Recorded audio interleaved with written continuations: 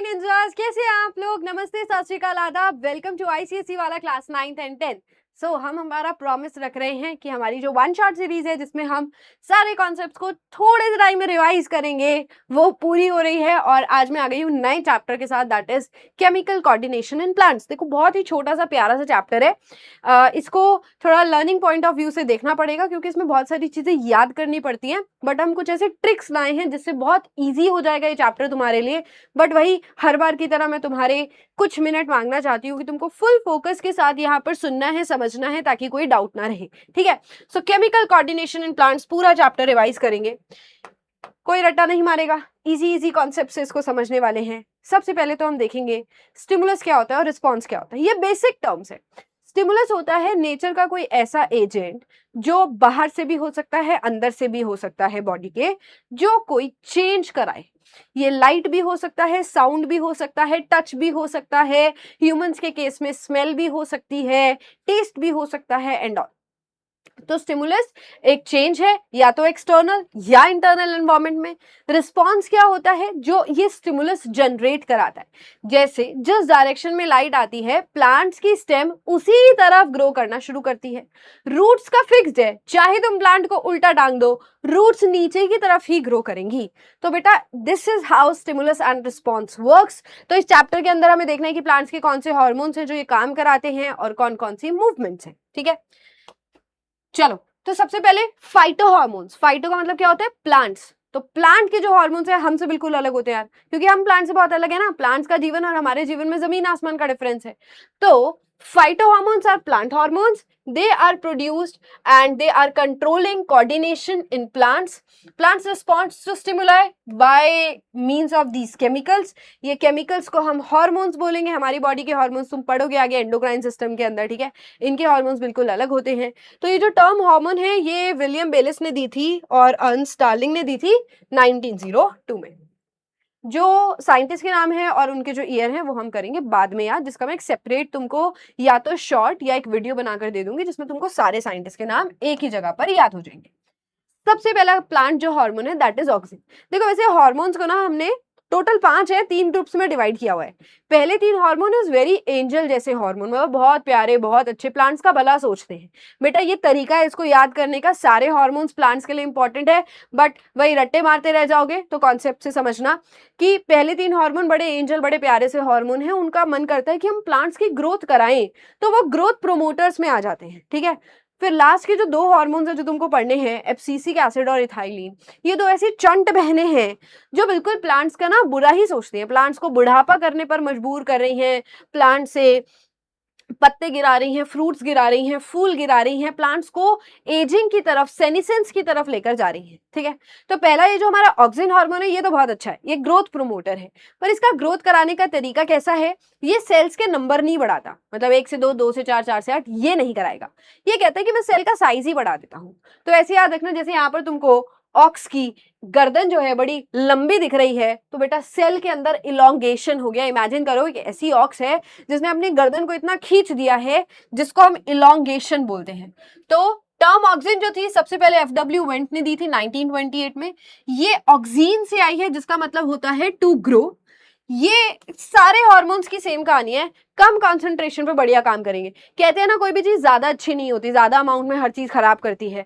Hormones का तो बिल्कुल ऐसा ही है कि जितना कम उतना अच्छा। ठीक है, जितना लो कंसंट्रेशन पे होगा उतना बढ़िया काम करेगा। Now they promote cell elongation.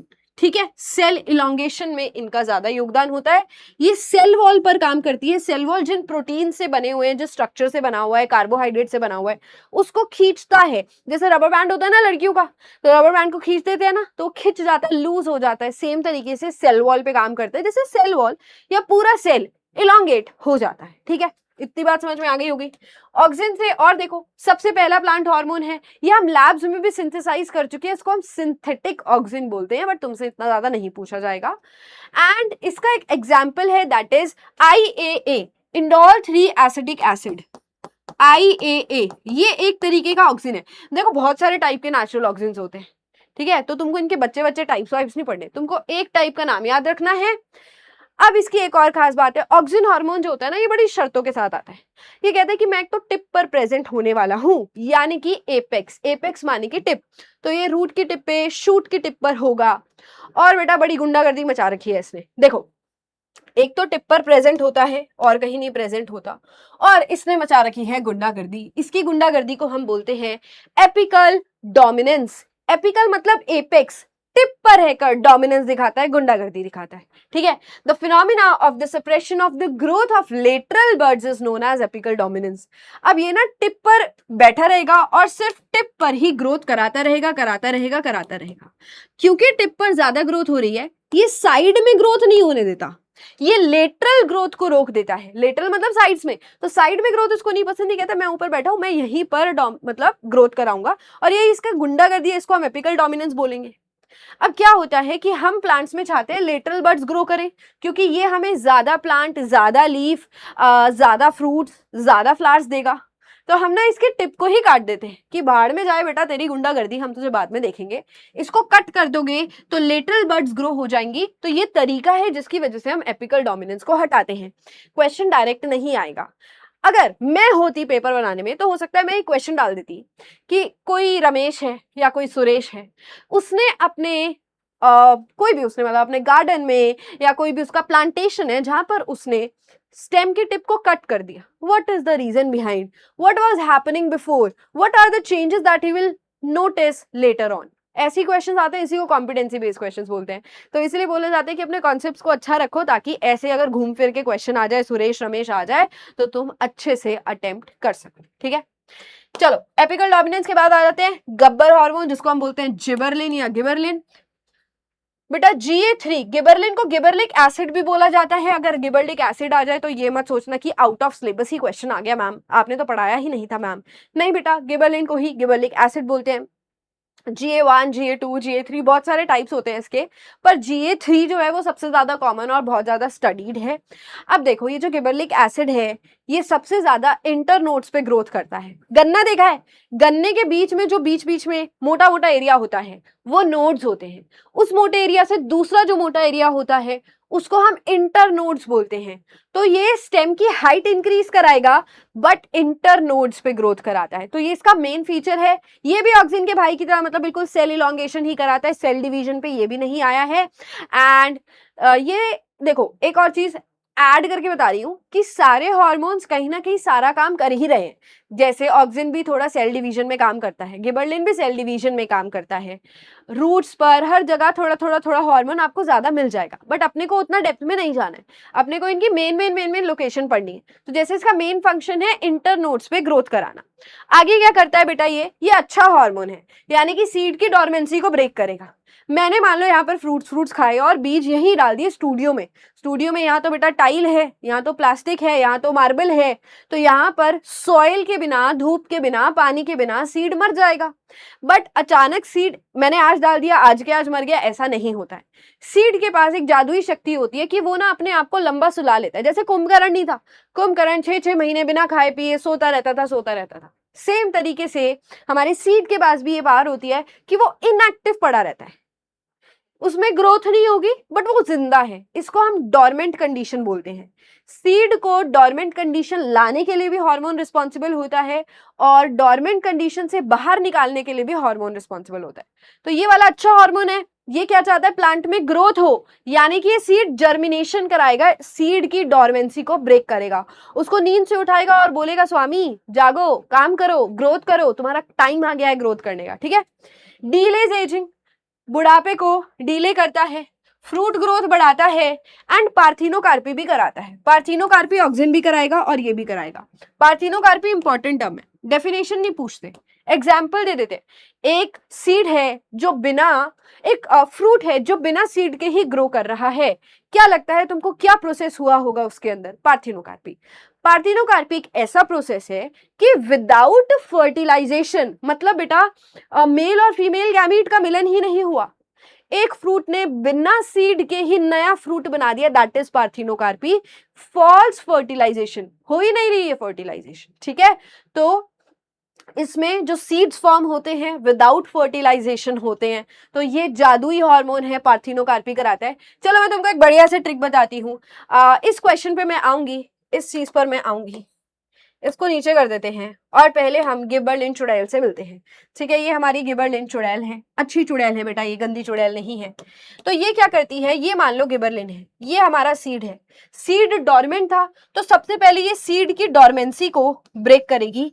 ये इसका पहला काम है ना, सीड की डॉर्मेंसी को ब्रेक करना। एक्चुअली बहुत सारे फंक्शंस होते हैं ना, तो तुम बहुत सारे फंक्शंस को सीक्वेंस में याद करो, स्पेशली इस कंडीशन में तुमको सीक्वेंस में याद हो जाएगा और एक बारी में याद हो जाएगा। बस सुनो, जैसे ही जादुई चुड़ैल है तो ये जादू करती है, आबराकाडाबरा गिली गिली छू, सीड डॉर्मेंसी टूट जा, सीड डॉर्मेंसी टूट गई।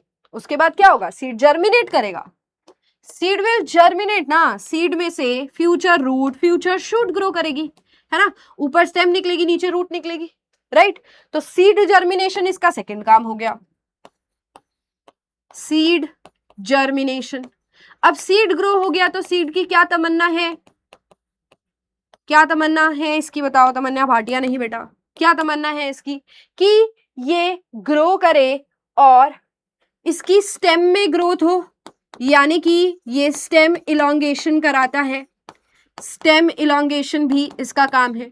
जब स्टेम बन गई तो पूरा ग्रोथ होगा बेटा प्लांट के अंदर, जवान हो रहा है प्लांट यानी कि बुढ़ापा लेट आएगा, देन इसके ऊपर फ्रूट्स आएंगे बेटा, है ना, मान लो ये एप्पल का पेड़ है तो इस पर फ्रूट्स आएंगे, या फिर एप्पल नहीं ग्रेप्स ले लो, ठीक है, ग्रेप्स के अंदर इसका बहुत एग्जाम्पल यूज किया जाता है, एक क्वेश्चन भी इस पर आया था और ग्रेप्स की फोटो भी मैं इसलिए लगाती हूँ बेटा, ये फ्रूट ग्रोथ में हेल्प करता है, it helps in fruit growth, fruit का साइज भी ग्रो कराएगा और बिना फर्टिलाइजेशन के भी फ्रूट को ग्रो करा देगा, इसी को हम पार्थिनोकार्पी बोलते हैं। तो सीक्वेंस में देखो, सीड की लाइफ में क्या होने वाला है, डॉर्मेंसी से हटेगा, जर्मिनेशन होगा, स्टेम इलोंगेशन होगी, फ्रूट ग्रोथ होगी, पार्थिनोकार्पी होगी, फ्रूट का साइज बढ़ेगा। अब यहाँ पर छोटे छोटे छोटे छोटे ग्रेप्स को बड़े साइज में कर दिया गया है, तो जो बेटा ग्रेप्स को ग्रो कराते हैं या फ्रूट्स वगैरह को ग्रो कराते हैं जिसमें उनको साइज बड़ा करना है, जैसे तुम मार्केट जाओगे तो तुम छोटे छोटे ग्रेप्स नहीं लोगे, तुम कहोगे भैया छोटे नहीं, मुझे बड़े वाले ग्रेप्स दिखाओ, है ना, हम भी मार्केट में देखेंगे बड़े वाले ग्रेप्स लेंगे, राइट। तो फ्रूट का साइज इंक्रीज करने के लिए भी ये रिस्पॉन्सिबल है। इथाइलिन से कंफ्यूज मत करना, इथाइलिन फ्रूट को पकाता है, ये फ्रूट का साइज इंक्रीज कर रहा है। तो यहाँ पर एक क्वेश्चन है बेटा कि रमेश भाई साहब जो थे वो एक फार्मर थे और वाइन यार्ड में ग्रेप्स को ग्रो कराया करते थे, तो कौन सा हार्मोन उन्होंने यूज किया होगा जिसकी वजह से उन्होंने ग्रेप्स के साइज को शेप या साइज और शेप को इंप्रूव करा, गब्बर भाई साहब, यानी कि हमारा गिबरलिन या gibberellic acid 3। These are seedless fruits. Give the technical term. अगर ये seedless fruit है तो ये कैसे ग्रो हुए होंगे, टर्म बतानी है, पार्थिनोकार्पी। ऐसे क्वेश्चंस के लिए आपको कॉन्सेप्ट्स अच्छे से पता होने चाहिए, इसलिए मैं बार बार बोलती हूँ रट्टे मत मारा। तीसरा अच्छा हार्मोन है जो हमारा लास्ट हार्मोन है जो अच्छा चाहता है प्लांट का, that is cytokinin. Cytokinin cell division करता है, इसके वर्ड का मतलब ही यही है, साइटो मीन सेल और काइनिन मतलब डिवीजन, तो ये सेल में भर भर के डिवीजन कराएगा। स्कूग एंड मिलर नाम के साइंटिस्ट थे जिन्होंने इसके बारे में बताया था और इसका मेन काम है सेल डिवीजन। एमसीक्यू आता है इस पर, सेल इलोंगेशन, सेल डिफरेंशिएशन, ऐसे करके तुमको 3-4 एग्जांपल्स दिए होंगे या ऑप्शंस दिए होंगे जो ऐसे ही लगेंगे तुमको, but please remember cytokinin cell division, 1 से 2, 2 से 4, 4 से 8, 8 से 16, ऐसे करके सेल डिवीजन कराता है, ठीक है। अब ये जो देखो, it stimulates plant growth by cell division, क्या लिखा है, ऑक्सिन और गिबरलिन जो थे वो भी अच्छे तो थे बट वो सेल इलोंगेशन के थ्रू काम कर रहे थे, ये कहते हैं कि मैं तो सेल डिवीजन कराऊंगा, यानी कि मैं सेल का नंबर इंक्रीज कराऊंगा। ये प्लांट्स में डिस्ट्रीब्यूटेड है अच्छी अच्छी जगह। एक और चीज, ये रूट के टिप्स में बनता है, जाइलम आ रहा होगा नीचे से ऊपर पानी लेकर, तो ये जाइलम में बैठता है, जाइलम इसकी कैब है, जैसे इसका वर्क फ्रॉम ऑफिस है, ये इसका घर जो है वो है xylem, not xylem, root tips, ठीक है। साइटोकाइनिन रूट के टिप्स में मिलता है। अब इसको पता है इसको ऑफिस में जाना है, काम करना है जगह जगह जगह, तो जाइलम इसकी कैब है, इसकी कैब इसको लेने आती है, ये जाइलम में बैठता है, कैब में बैठकर जगह जगह पहुंचता है और सेल डिवीजन कराता है। जगह जगह कहाँ जाएगा, जर्मिनेटिंग सीड्स, जो सीड्स ग्रो कर रहे हैं उसके अंदर जाएगा, फ्रूट्स जो ग्रो कर रहे हैं, एम्ब्रियो जो ग्रो कर रहा है उसके अंदर जाएगा, और सबसे बड़ी खास बात इसकी ये है कि ये हमारा फिल्म का रियल हीरो है। एपिकल डोमिनेंस जो ऑक्सिन हार्मोन की गुंडागर्दी थी, उससे इकलौता ये हार्मोन लड़कर आता है। साइटोकाइनिन, सनी देओल बोल रहा है काट के रख दूंगा, साइटोकाइनिन काट के रख दूंगा, साइटो सनी देओल। ठीक है, कुछ बच्चों को ऐसे याद होता है तो मैं ऐसी छोटी छोटी ट्रिक्स देती रहती हूँ। क्लोरोफिल सिंथेसिस भी बढ़ाएगा। प्लांट्स को फोटोसिंथेसिस करने के लिए क्लोरोफिल चाहिए, तो क्लोरोफिल बढ़ाने के लिए भी ये हार्मोन है। लीफ सेनिसेंस, लीफ का बुढ़ापा डीले कराएगा, ठीक है, लेट कराएगा। अब आ जाओ तुम दूसरे हार्मोन्स जो हमारी चंट बहनें हैं, इथाइलिन और एब्सिसिक एसिड। इथाइलिन इकलौती गैस हार्मोन है और रूम टेम्परेचर पे गैस की फॉर्म में रहती है और इसका सबसे इंपॉर्टेंट काम है बेटा फ्रूट्स को पकाना। ये भी बहुत इंपॉर्टेंट है। जैसे कच्चा बनाना है, ये भी कच्चा बनाना है, पका हुआ बनाना है। जो राइप्ड फ्रूट्स है यानी कि पके हुए फ्रूट्स हैं, उनमें से गैस निकलती है और ये गैस कच्चे फ्रूट्स को जल्दी से पका देती है। अगेन क्वेश्चन आ सकता है, एक था रमेश एक था सुरेश, दोनों की दुकान थी फ्रूट्स की, ठीक है। अब जो रमेश था वो पढ़ा लिखा था, तो वो क्या करता था, रमेश मार्केट से कच्ची सब्जियां लाता था, सुरेश मार्केट से बिल्कुल पकी हुई सब्जियां लाता था। बट जब तक सुरेश की सब्जियां या फल लोगों के घर तक पहुंचते थे तो लोग बड़ी शिकायत करते थे कि तुम्हारे फ्रूट्स तो हम घर ले आते हैं और एक दो दिन में ही सड़ जाते हैं। वहीं पर जो पहले वाला था, कौन था पहले वाला, मैं भूल गई, रमेश था शायद। तो रमेश वॉज पढ़ा लिखा, रमेश कच्चे फ्रूट्स लेकर आता था और उसको पता था कि जब तक उसके मार्केट में फ्रूट्स बिकेंगे तो तब तक वो थोड़े कच्चे रहने चाहिए, क्योंकि उसकी शॉप पर ही थोड़े बहुत फ्रूट्स पक जाएंगे ना। और अगर उसको जल्दी किसी फ्रूट को पकाना है तो बेटा वो पके हुए फ्रूट को कच्चे फ्रूट्स के साथ रख देता था, तो अपनी शॉप पे ही ये काम करता था। अगर वो पके हुए फ्रूट्स ही ऑलरेडी अपनी शॉप पर ले आएगा तो एक हफ्ते तक जो उसको चलाने होंगे वो लोगों के घर तक पहुंच ही नहीं पाएंगे। आप पहुंचेंगे तो सड़ जाएंगे, गल जाएंगे, कोई उससे लेगा ही नहीं, उसका माल खराब हो जाएगा। So this is a technique used by shopkeepers. आ सकता है ये question. Then site of synthesis and site of action are not different. जहां प्रोड्यूस होगी वही काम करेगी। पके हुए प्लांट्स और फंगस में प्रोड्यूस होती है। More ethylene is produced in meristematic tissue. और बेटा मैंने तुमको बोला था ये बुढ़ापे को लेकर आती है, यानी कि जितनी ज्यादा बनेगी उतना ज्यादा फ्रूट्स को सड़ा देगी, गला देगी, तभी ये पके हुए फ्रूट्स में से निकलती है। इथाइलिन और एब्सिसिक एसिड दोनों ही बुढ़ापा यानी कि सेनिसेंस लेकर आते हैं। एसिलरेशन ऑफ सेनिसेंस तेजी से बुढ़ापा, तेजी से डेथ की तरफ लेकर जाते हैं। फ्रूट्स को पकाएगा। Initiate germination in peanut seeds, peanut seeds में जर्मिनेशन कराता है। Sprouting of potato tuber, potato जो मतलब पोटैटो इज अंडरग्राउंड स्टेम, तो पोटैटो ग्रोथ में भी हेल्प करता है बेटा। ये रूट के हेयर फॉर्मेशन में भी हेल्प करता है और मैंगो में फ्लावर्स लाने में भी हेल्प करता है। सम एडिशनल पॉइंट्स, मैं कुछ भी तुमको ऐसा बहुत ज्यादा एक्स्ट्रा नहीं कराती हूँ, बट अगर मैं बोल रही हूँ कि ये तुम पढ़ लो तो तुम बहुत ज्यादा मतलब वो नहीं हो जाओगे बेटा, दिमाग नहीं घिस जाएगा। तो प्लीज ये चारों पॉइंट्स भी इथाइलिन हार्मोन में याद कर लेना। अब आ जाओ और भी important hormone, that is abscisic acid. Acid है, एसिड, इस पर भी क्वेश्चन आते हैं। तो यार एसिड से याद रखना, एसिड जहां इकट्ठा हो जाएगा वहां बुरा काम ही करेगा। जैसे अगर ये एब्सिसिक एसिड स्टोमेटा के अंदर आ गया तो स्टोमेटा एसिड की प्रेजेंस में खुल ही नहीं पाएगा, स्टोमेटा विल रिमेन क्लोज्ड। ठीक है, अब ये तो थी इसकी बुराई करके इसको याद कराने का तरीका, बट ये बुरा नहीं है, ये स्ट्रेस हार्मोन में रिलीज होता है, स्ट्रेस कंडीशन में रिलीज होता है।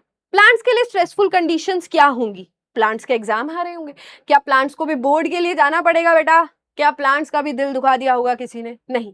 प्लांट्स के लिए स्ट्रेसफुल कंडीशन होती है कि पानी भर गया हर जगह, पानी भर गया तो बेचारे के पास डायरेक्टली गैसेस नहीं आ रही है, CO2 नहीं पहुंच रहा है, फोटोसिंथेसिस नहीं कर रहा है, सॉइल बहुत ज्यादा एसिडिक हो गई है एंड मल्टीपल कंडीशंस। तो एक स्ट्रेस हार्मोन है। स्ट्रेसफुल कंडीशंस में जो स्टोमेटा है उसको बंद रखना होगा, तो ये स्टोमेटा को बंद रखता है। फ्रूट्स और सीड्स में ये ज्यादा अमाउंट में होता है, क्लोरोप्लास्ट में भी मिलता है, एंजियोस्पर्म्स, टेरिडोफाइट्स, इन सब के अंदर मिलता है। इसके फंक्शंस देखते हैं, देखो वेरी इंपॉर्टेंट, ये जनरल प्लांट ग्रोथ इनहिबिटर है, स्लो डाउन कराता है प्लांट का मेटाबॉलिज्म, यानी कि जब सीड को सोना है, जब उसको डॉर्मेंट कंडीशन में जाना है तो एब्सिसिक एसिड सीड के अंदर आ जाएगा, तो this will bring dormancy, and जो हमारा दूसरा वाला था gibberellin, that will break dormancy. Induces seed dormancy, ताकि बहुत अगर बेकार कंडीशंस हैं, जैसे सीड के लिए स्टूडियो बिल्कुल बेकार कंडीशन है, तो यहाँ पर सीड जर्मिनेशन रुक जाएगा। बुढ़ापा लेकर आता है, पेड़ों से पत्तों को, बर्ड्स को और फ्लावर्स को गिराता है, वेरी इंपॉर्टेंट पॉइंट। ये स्टोमेटा को क्लोज कराता है और जो हार्मफुल या स्ट्रेसफुल कंडीशन है प्लांट्स के लिए, वहां पर उनको जिंदा रखने की कोशिश करता है। ये फोटो देख रहे हो, इसमें तुमको दिख रहा है ग्रीन कलर की लीफ, बहुत अच्छा क्लोरोफिल हेल्दी लीफ है, फिर इसका बड़ा फीका सा रंग हो गया और फिर ये पेड़ से गिर गई। ये काम कौन से हार्मोन का है? Abscisic acid. पेड़ों से पत्तों को गिराना, फ्रूट्स को गिराना, बर्ड्स को गिराना, इसी का काम है और ये बहुत इंपॉर्टेंट पॉइंट है। तो देखो फोटो देके पूछ लिया नेम द हार्मोन रिस्पॉन्सिबल, यहाँ पर ऑक्सिन लिखा हुआ है बट एक्चुअली यहाँ पर एब्सिसिक एसिड का काम है। आइडेंटिफाई द हार्मोन जिसका बिल्कुल ऑपोजिट काम हो। तो गिबरलिक एसिड और ऑक्सिन बेटा वो दोनों ग्रोथ प्रमोट करते हैं, ये ग्रोथ रिटार्ड करता है।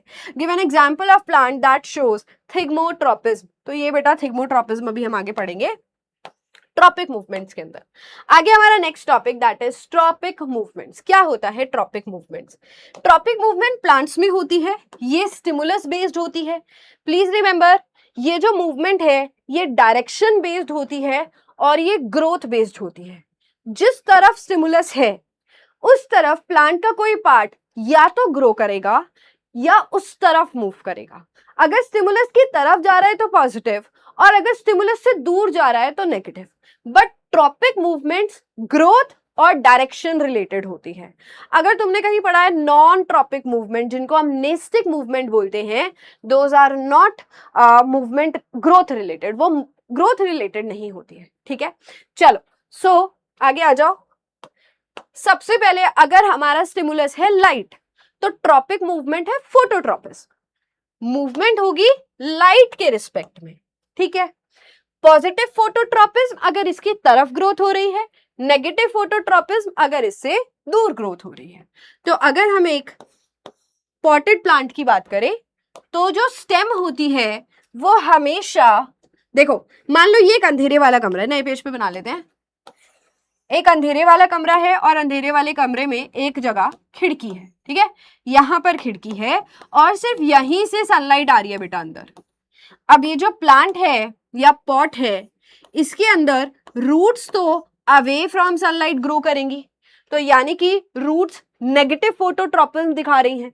ग्रोथ है, डायरेक्शन है, पर सन से दूर है, लाइट से दूर है, तो रूट्स के लिए नेगेटिव फोटोट्रॉपिज्म। वहीं पर ये बहुत सिंपल टॉपिक है मुझे पता है, बट एक बार फिर से सुन लो। यहां पर हम स्टेम की बात करें तो स्टेम सीधी नहीं जाएगी, stem will bend towards the light. तो स्टेम क्या शो करेगी? Positive phototropism. उसके अलावा आ जाओ, ऑक्सिन की कहानी सुनते हैं। Why stem is bending towards sunlight. यहां पर जो स्टेम है वो सन की तरफ या लाइट की तरफ क्यों बेंड कर रही है? बेटा देखो इसके पीछे एक रीजन है। ये मान लो स्टेम है और ये स्टेम की टिप है, यहां पर ऑक्सिन प्रेजेंट होगा। ऑक्सिन की नफरत दो चीजों से है। ऑक्सिन को लाइट नहीं पसंद बिल्कुल भी, और ऑक्सिन को टच नहीं पसंद। देख रहे हो, ऑक्सिन को बिल्कुल टच भी नहीं पसंद है। ठीक है, तो इस साइड से अगर लाइट आ रही है तो ऑक्सिन हार्मोन टिप में एक साइड को छोड़ देगा और दूसरी साइड इकट्ठा हो जाएगा। पर ऑक्सिन हार्मोन काम का बड़ा पक्का है, जहां रहता है वहां अपनी सेल इलॉन्गेशन कराता ही कराता है। तो बेसिकली इस साइड को खाली कर दिया, दूसरी साइड इकट्ठा हो गया और यहाँ पर सेल्स को इलोंगेट करा रहा है बेटा, और एक जगह के सेल्स इलोंगेट नहीं हुए। यहाँ पर छोटे छोटे सेल्स हैं, यहाँ पर लंबे लंबे सेल्स हैं, ऑक्सिन ने कराए थे। And because of this the stem will bend towards sunlight. ये स्टेम एक साइड से ही ग्रोथ को नोटिस कर रही है, दूसरी साइड हुई ही नहीं, तो ये बेंड हो जाता है लाइट की तरफ। सो दिस इज हाउ ऑक्सिन की नफरत इज कॉजिंग फोटोट्रॉपिज्म। ठीक है, इसकी नफरत फोटोट्रॉपिज्म करा रही है। चलो, so auxin help in bending of shoot. जैसे इस डायग्राम में देखो, यहाँ पर ऑक्सिन बिल्कुल सनलाइट जो बिल्कुल सर पे, तो ऑक्सिन हार्मोन नीचे जाने की कोशिश कर रहा है। But if we come to this side, यहाँ से सनलाइट आ रही है, ऑक्सिन हार्मोन दूसरी तरफ है, दूसरी तरफ रहकर सेल इलोंगेशन कराएगा, एक तरफ सेल इलोंगेशन नहीं हुई, this will cause the bending of stem towards the light. तो ये है बेटा पॉजिटिव फोटोट्रॉपिज्म का एग्जाम्पल। जियोट्रॉपिज्म को ग्रेविटोट्रॉपिज्म भी बोलते हैं, और यहाँ पर हमारा स्टिमुलस है ग्रेविटी या अर्थ। तो रूट्स जो हैं उसको बड़ा प्यार है बेटा ग्रेविटी से, और जो स्टेम है उसको ज्यादा प्यार नहीं है, तो नेगेटिव जियोट्रॉपिज्म, क्योंकि स्टेम ग्रेविटी के अगेंस्ट जा रही है, और रूट्स के लिए है पॉजिटिव जियोट्रॉपिज्म। तो प्लांट को तुमने टेढ़ा भी रख दिया, तुम उसको उल्टा भी रख दोगे, ये रूट और स्टेम अपनी जगह ले ही लेगी, जिस डायरेक्शन में इसको जाना है उसी डायरेक्शन में मूव करेगी। फोटो से बेस्ड क्वेश्चन है, या तो तुम्हारे स्पेसिमेन पेपर का क्वेश्चन है। ऐसे ट्रॉपिक मूवमेंट को क्या बोलते हैं? थिग्मोट्रॉपिज्म बोलते हैं। रूट्स नीचे ही क्यों गई? Because roots are positively geotropic. Which hormone regulate this movement? जो स्टेम है वो हमेशा ऊपर की तरफ जा रही है, यानी कि लाइट की तरफ। तो यहां बेटा कंफ्यूज नहीं होना, आंसर ऑक्सिन ही होगा, क्योंकि तुम्हें जो हार्मोन सिलेबस में पढ़ाए गए हैं उसी से क्वेश्चन आएगा ना। तो पांचों में से ऑक्सिन हार्मोन ही तो है जो ये काम कराएगा। हाइड्रोट्रॉपिज्म यानी कि hydro water, water is the stimulus here. अब हम यहां देखेंगे कि ग्रेविटोट्रॉपिज्म जीतेगा या हाइड्रोट्रॉपिज्म जीतेगा। यहां पर सॉइल ड्राई है, रूट्स नीचे की तरफ मस्त ग्रो कर रही है, ग्रेविटोट्रॉपिज्म तुमको दिख रहा है या जियोट्रॉपिज्म तुमको दिख रहा है। बट हमने दूसरे पॉट में क्या किया, एक क्ले पॉट लिया, यानी कि मिट्टी का कोई पॉट लिया और उसके अंदर पानी डाल दिया। अब इसके आसपास की जो सॉइल है वो मॉइस्ट हो चुकी है, पानी वाली हो चुकी है। अब इसकी रूट्स भी पानी की तरफ बेंड करेंगी, बाहर में जाए बेटा यहाँ पर ग्रेविटी, इसने पानी को चूज किया। तो hydrotropism is the movement of water towards the roots. So this is an example of positive hydrotropism. When plant part go away from source of moisture called negatively hydrotropic. तो shoot जो है उसको पानी से कोई लेना देना नहीं है, शूट पानी से दूर जाती है, रूट्स पानी की तरफ जाती हैं। तो शूट के लिए नेगेटिव हाइड्रोट्रोपिज्म और रूट्स के लिए पॉजिटिव हाइड्रोट्रोपिज्म। ये आ गया बेटा थिग्मोट्रोपिज्म। अच्छा, थिग्मोट्रोपिज्म वाला क्वेश्चन वहां था ना, एक क्वेश्चन पीछे था। थिग्मोट्रोपिज्म हार्मोन जो है कौन से हार्मोन से रेगुलेट होता है? ऑक्सिन से। ऑक्सिन हार्मोन को लाइट के साथ साथ टच से भी नफरत है। तो आ जाओ बेटा, देखो यहां पर, ये मान लो स्टेम है, स्टेम को अगेन टच नहीं पसंद। तो यहां पर ये क्या है बेटा, इसके एग्जांपल्स ध्यान से सुनना। टेंड्रिल्स होते हैं, टेंड्रिल्स। टेंड्रिल्स लीफ के भी हो सकते हैं या स्टेम के भी हो सकते हैं। लीफ और स्टेम ना खुद को मॉडिफाई करती है, चेंज करती है, क्योंकि इसको ज्यादा सपोर्ट की जरूरत होती है कुछ प्लांट्स के अंदर। जैसे कि इसका एग्जांपल है मटर के पौधे के जो टेंड्रिल्स होते हैं, पी टेंड्रिल्स बोलते हैं इसको। ये एग्जांपल इंपॉर्टेंट है। तो पी टेंड्रिल्स में आपको कुछ ऐसा दिखेगा, मनी प्लांट में भी ऐसा होता है, इट इज कॉइलिंग। ये जो कॉइल बेल जैसा स्ट्रक्चर है ना बेटा, इसी को टेंड्रिल्स बोलते हैं। बट यहाँ पर भी ऑक्सिन की नफरत ही है। मान लो इसको इस तरफ से कोई सपोर्ट मिल रहा है, तो ऑक्सिन हार्मोन यहां पर नहीं दूसरी साइड प्रेजेंट हो जाएगा। बट काम का बड़ा पक्का है, काम कराएगा, यानी कि सेल इलॉन्गेशन होगी और ये बेंड कर जाएगी टुवर्ड्स द सपोर्ट। जैसे मान लो ये एक सपोर्ट है, ये प्लांट टिप है, इस साइड मैंने इसको टच किया। अब ऑक्सिन हार्मोन मेरे साइड से हट जाएगी जहां से मैं टच कर रही हूं और नेल्स की तरफ आ जाएगी। नेल्स की तरफ ग्रोथ हो रही है और जहां से टच हो रहा है वहां ग्रोथ नहीं हो रही है। तो एक जगह ग्रोथ हो रही है नेल्स की साइड, ज्यादा ग्रोथ होने की वजह से ऐसे बेंड हो जाएगा एंड सिमिलरली इसको बेंड करते करते कॉइल कर लेगा। सो थिग्मोट्रोपिज्म के पीछे भी ऑक्सिन का ही बेटा हाथ है, ठीक है। Stem tendril, leaf tendril, P tendril is the example. Chemotropism, chemical is the stimulus. यहां पर हम एग्जाम्पल लेते हैं पॉलन ट्यूब का। पॉलन ग्रेन से जो पॉलन ट्यूब निकलती है वो नीचे ही क्यों जाती है? क्योंकि बेटा ये जो स्टाइल है इसके नेक पर कुछ सेल्स होते हैं जिनको हम नेक कैनाल सेल्स बोलते हैं। ये नेक कैनाल सेल्स कुछ पेप्टॉन्स या शुगर सीक्रेट करते हैं। पेप्टॉन्स क्या होता है? प्रोटीन्स के ही पार्ट्स है, प्रोटीन्स के पीसेस है, ठीक है। तो कुछ पेप्टॉन्स और कुछ शुगर सीक्रेटिंग सेल्स होते हैं जो यहाँ पर प्रेजेंट होंगे, जिसकी वजह से ये पॉजिटिव कीमोट्रोपिज्म का एग्जांपल है, पॉलन ट्यूब इसकी तरफ मूव करती है। पार्थिनोकार्पी हम पढ़ चुके हैं, banana is also an example of parthenocarpic fruit. फिर आ जाओ बेटा heliotropism. Heliotropism particularly young sunflower के लिए होता है। हीलियो वर्ड जो है ना वो बेटा सन के लिए आया है, फोटोट्रोपिज्म लाइट के लिए आया है, हीलियो इज फॉर सन। तो अगर तुम यंग सनफ्लावर को देखोगे तो जैसे जैसे जैसे सन की मूवमेंट होती है वैसे वैसे वैसे बेटा इसकी स्टेम की मूवमेंट होती है, क्योंकि ये बहुत ज्यादा सेंसिटिव होता है, इसके अंदर ऑक्सीजन हार्मोन की कंसंट्रेशन बहुत एक्टिवली काम कर रही होती है। एंड ये काम इसीलिए करता है ताकि ये मैक्सिमम फोटोट्रोपिज्म कर सके, फोटोसिंथेसिस कर सके, मैक्सिमम खाना बनाना चाहता है तो सन को फेस करेगा ताकि मैक्सिमम लाइट ले सके। जब ये मैच्योर हो जाते हैं तब आपको एक दिन में ही ये पूरा मूवमेंट नहीं देखने को मिलता, बट यंग सनफ्लावर के अंदर आपको ये मूवमेंट देखने को मिलेगा, जिसको हीलियोट्रोपिज्म बोलते हैं। ठीक है, अब एक और क्वेश्चन करें। ऑक्सीजन यहाँ पर किसमें हेल्प कर रहा है? एपिकल डोमिनेंस कराता है। ठीक है, cytokinin cell division, gibberellin internodal elongation और इथाइलिन फ्रूट राइपनिंग। ठीक है, सो दैट्स इट बच्चा party. I hope you like this session. Comments में बताना तुमको कैसा लगा। एंड ऐसे करके करके हमारा जल्दी ही सारे वन शॉट्स कंप्लीट हो जाएंगे तुम्हारे एग्जाम से बहुत पहले। एग्जाम तक तुमको किसी चीज की कोई कमी नहीं आने वाली है। अभी बहुत क्विक रिवीजन के लिए ये आपके लिए सीरीज लाई गई है, सो इसका फायदा उठाओ। मैं जल्दी मिलूंगी तुमसे नेक्स्ट वीडियो में, तब तक के लिए अपना ध्यान रखो बच्चा party. Bye bye, take care.